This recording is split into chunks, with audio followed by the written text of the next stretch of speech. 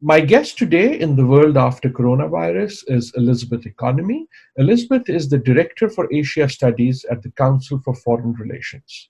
And I'm going to ask her what she thinks the future of U.S. China relations might look like in a post COVID world.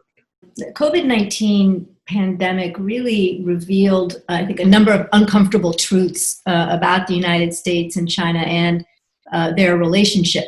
It brought to light a number of shortcomings, of serious shortcomings in each of the countries' political systems. Both countries were slow to acknowledge the virus and to take action to arrest its spread. In China, it was an excess of authoritarianism, right? Tight control over information and lack of transparency, the lack of a robust civil society. At the same time, in the United States, we saw very much a lack of presidential leadership, confusion over lines of authority between the federal government and the state level, huge partisan divide, and a weakness in our healthcare system that I think surprised many and contributed, to the United States having the largest number of pandemic-related deaths in the world. In terms of the relationship between the two countries as well, I think COVID-19 really demonstrated the extent to which there is a significant rift now. There really was no good communication between the two countries. Even in the darkest moments of this global pandemic, the United States and China could not find common ground, could not work together to help lead the world. Do you think what we are seeing is about the two leaders in the US and in China? Or is this now bigger than that? I think in the near term, it's unlikely that the United States and China, that the relationship will improve between the two countries. Neither country has used this opportunity, this pandemic, to take a step back and say, this is a moment for us to, reach across the Pacific and use this pandemic as an opportunity, to find some common ground, to find some common purpose. The United States is in the midst of an election cycle right now. Both Republicans and Democrats seem to view China as the number one foreign policy issue and don't seem to see China as an issue where it will pay in terms of the votes to adopt a softer approach. And I think in China, the economic slowdown has contributed to Xi Jinping sort of pivoting from using economic performance as the guarantor of regime legitimacy to nationalism.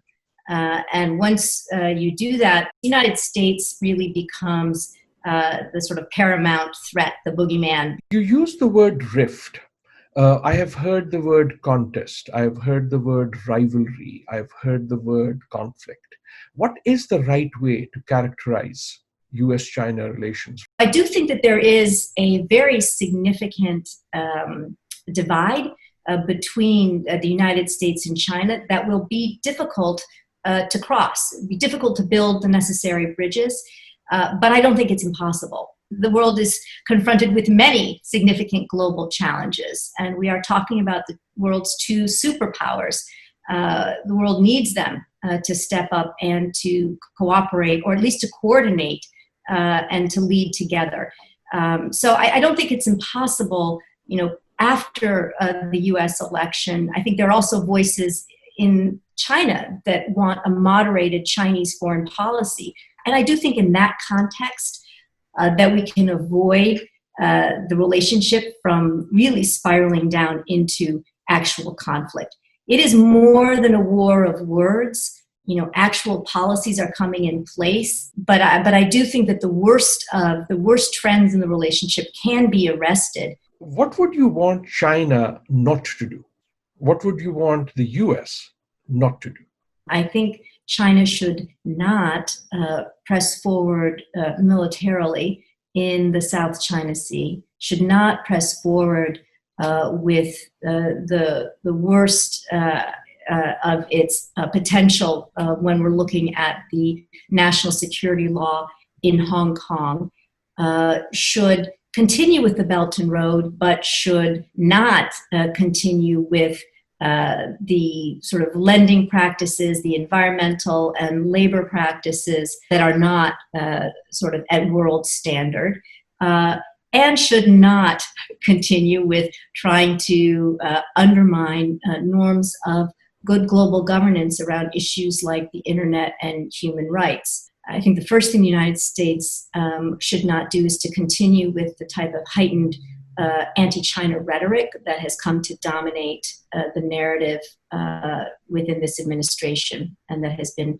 pushed through our media into the broader public. I think that serves no good purpose.